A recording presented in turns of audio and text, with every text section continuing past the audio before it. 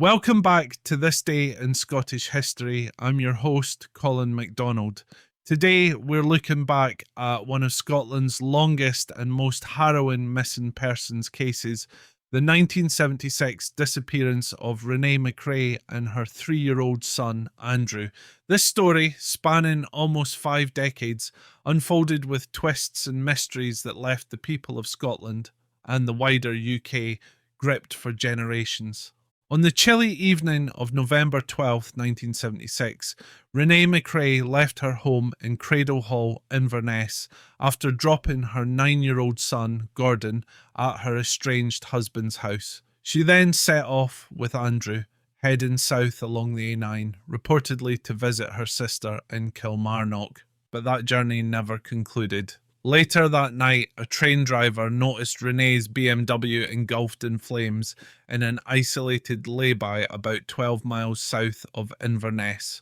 When police arrived at the scene, they found Renee's car burned out and abandoned. Inside, they found only one clue that hinted at a more sinister event: a bloodstained rug, the blood type matching Renee's. There was no sign of Andrew or Renee, and their fate remained unknown. Reports soon emerged that on the night of her disappearance, witnesses had seen a man dragging what appeared to be a large bundle, possibly her body, close to where the car was discovered. A nearby quarry was also the site of an alleged sighting of a man with a pushchair. And though it was never confirmed, many suspected this was Andrew's. This case quickly became more than just a missing persons investigation, as police uncovered complexities in Renee's life that suggested this may have been more than a tragic accident or random act of violence. Renee was, at the time, in a clandestine relationship with a man named William MacDowell, a married accountant who worked with her estranged husband Gordon MacRae. Friends of Renee later testified that she and MacDowell had been romantically involved since the early 1970s, and that Andrew was, in fact, MacDowell's son. On the night of her disappearance, Renee hadn't been planning to visit her sister, but instead had intended to meet MacDowell, who had reportedly promised her a fresh start and a life together. As police investigated, the web around MacDowell began to tighten. Despite initially denying involvement in her disappearance, his behaviour raised suspicions. Just days after Renee and Andrew vanished, MacDowell claimed she'd called him twice, a detail he omitted in police interviews. Friends described Renee as devoted to her young son, making it highly unlikely she would have vanished voluntarily. But with no bodies and only circumstantial evidence, the police faced a daunting challenge. An initial search of nearby Dalmagary quarry in the months following her disappearance turned up nothing definitive, though searchers reported a strong odour beneath the soil. The investigation, already facing budget limitations, had to stop short, leaving some officers haunted by the suspicion they'd been close to finding the remains of Renee and Andrew. The case went cold until 2004, when a documentary on Scotland's Grampian television revived public interest. This brought about a renewed investigation that led to another excavation at Dalmagary quarry.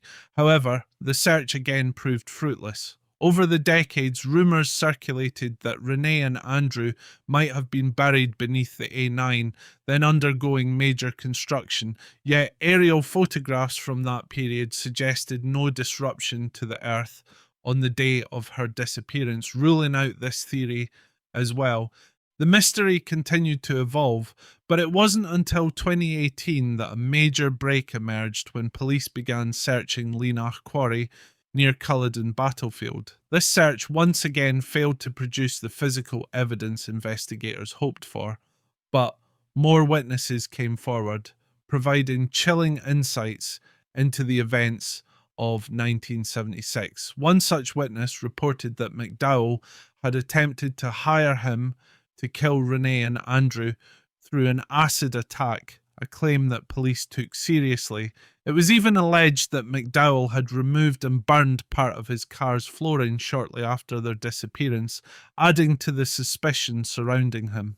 Finally, in September 2019, MacDowell was formally charged with the murders of Renee and Andrew MacRae, and in September 2022 he was found guilty and sentenced to life imprisonment with a minimum term of 30 years.